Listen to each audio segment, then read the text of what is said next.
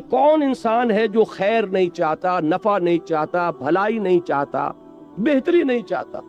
یہ سب خیر، بھلائی، نفع اسی کے لیے تو بھاگ دوڑ ہو رہی ہے۔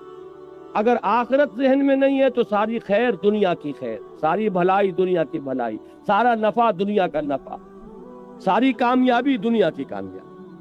اور اگر آخرت پر یقین ہو گیا جیسا کہ ہونا چاہیے، دیکھیے آخرت کے یقین کے بھی بہت سے درجے ہیں۔ ایک تو یہ کہ ہم زبان سے مانتے ہیں جی ہاں اٹھنا ہے، بعث بعد الموت ہے، جی اٹھنا ہے، آخرت ہے، لیکن آپ کے ذہن میں ریشیو پروپورشن قائم نہیں ہوا کہ آخرت کسے کہتے ہیں، دنیا کسے کہتے ہیں۔ آخرت کی زندگی ابدی زندگی، یہ فانی زندگی، کوئی نسبت قائم ہوگی؟ جن لوگوں نے میتھمیٹکس پڑھا ہے وہ فائنائٹ اور انفائنائٹ میں کوئی نسبت قائم کر سکتے ہیں؟ ایک چیز انفائنائٹ لامحدود اور ایک چیز فائنائٹ۔ 80 برس بھی جی لو گے تو آخر ایک دن تو موت کا دن آئے گا کہ یہاں سے جانا ہوگا، اور 80 کی گارنٹی کس کے پاس ہے؟ کس کے پاس گارنٹی ہے کہ کل صبح کا سورج جو طلوع ہوتا ہوا اپنی ان آنکھوں سے دیکھ سکے؟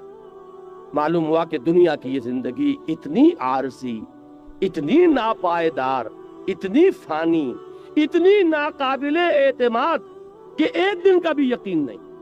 لیکن ہماری ساری بھاگ دوڑ جو ہے ہو رہی ہے دنیا کے لیے، اس لیے کہ دنیا پر پورا یقین قائم ہے، دنیا تو نقد ہے آنکھوں کے سامنے۔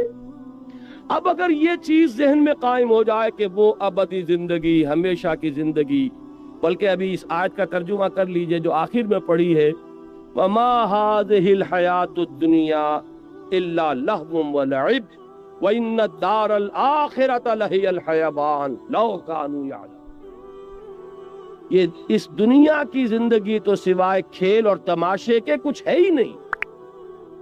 حقیقت میں تو آخرت کا گھر وہ ہے اصل زندگی، کاش کہ انہیں معلوم ہوتا۔ اب آپ غور کیجئے، انسان کے عمل پر سب سے زیادہ اثر انداز ہونے والا عقیدہ آخرت ہے۔ اصل زندگی وہ زندگی ہے، تو یہ زندگی جو ہے یہ تو کھیل تماشا ہے۔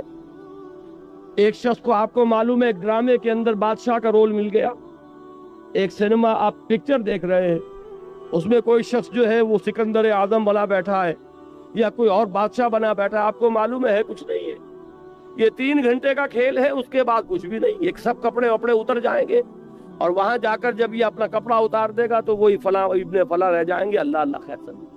کوئی فقیر اس کے اندر فقیر کا رول پلے کر رہا ہے، وہ فقیر تو نہیں ہے، وہ بھی ایک ایکٹر ہے، یہ بھی ایک ایکٹر ہے۔ تو دنیا کی یہ زندگی آپ 30 برس کی شمار کر لیں، وہ 3 گھنٹے کا ایک کھیل ہے، یہ 30 برس کا ایک کھیل۔ 30 برس اس لیے کہہ رہا ہوں کہ پہلے 20 برس تو ویسے نکال دیجئے کہ وہ بھی شعور کے نہیں ہوتے، اور 50 برس کے بعد سے آپ کی ڈھلوان شروع ہو جاتی ہے، 70-80 پر پہنچنے کے بعد تو آدمی پھر ہو جاتا ہے وَمَن نُعَمِّرْهُ نُنَكِّسُ فِي الْخَلْقِ، کہ جتنا بوڑھا ہوا اتنا ہی بچہ ہو گیا۔ معلوم ہوا اس کے درمیان میں کتنی ہے، 30-40 برس کی ایک ایوریج ہے جو آپ کی فعال زندگی ہے، جس میں کہ آپ کچھ بناتے ہیں، محنت کرتے ہیں، بھاگ دوڑ کرتے ہیں۔ کسی نے کارخانہ بنایا تو اسی میں بنایا، کسی نے کاروبار جمایا تو اسی میں جمایا، کوئی پروفیشن میں شائن کر رہا ہے تو وہ بھی یہی وقت ہے۔ اب سوال یہ ہے کہ یہ وقت ہے میرے پاس کل، اور وہ زندگی ابدی زندگی ہے، تو اب اس کا بیشتر اور بہتر اس کے لیے انویسٹ کروں گا کہ نہیں کروں گا؟ یہ بالکل منطقی بات ہے، 2 اور 2 4 کی طرح کی۔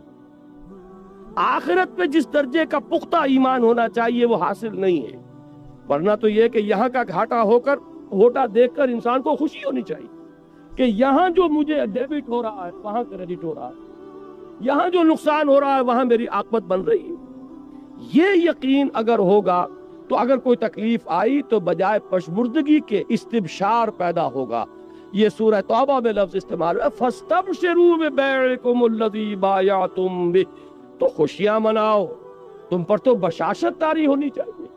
جیسے حضرت خبیب کا لفظ آیا تھا کہ جب انہیں سولی دی جا رہی تھی تو جب پہلا نیزہ جو ہے ان کے کلیجے میں چبھ ہویا گیا تو ان کی زبان سے بات نکلے فزت ورب الکعبہ، کعبے کے رب کی قسم میں کامیاب ہو گیا۔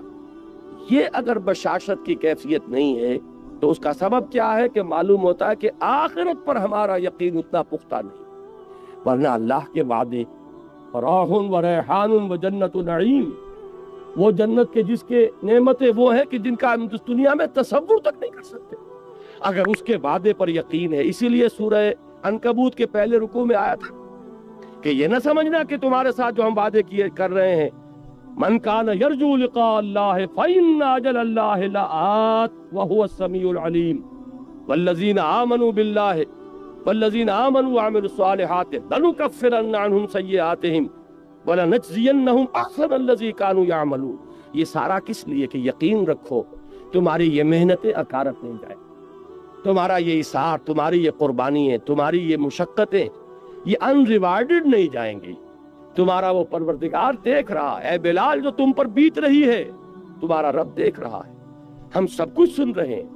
اے بلال اس حال میں کہ تمہارے سینے کے اوپر بھاری سل رکھی ہوئی ہے اور اوپر سے سورج آگ برسا رہا ہے اور نیچے سے زمین توے کی طرح جل رہی ہے، اس وقت بھی تمہاری زبان سے جو لفظ نکل رہا احد احد احد احد، اللہ سن رہا ہے کہ میرا ایک بندہ ہے جو اس مشقت کے اندر بھی میری توحید کا نعرہ لگا رہا۔ تو یہ چیزیں یوں ہی نہیں چلی جائیں گی، اس کا بھرپور صلہ تمہیں ملے گا، بھرپور بدلہ ملے گا۔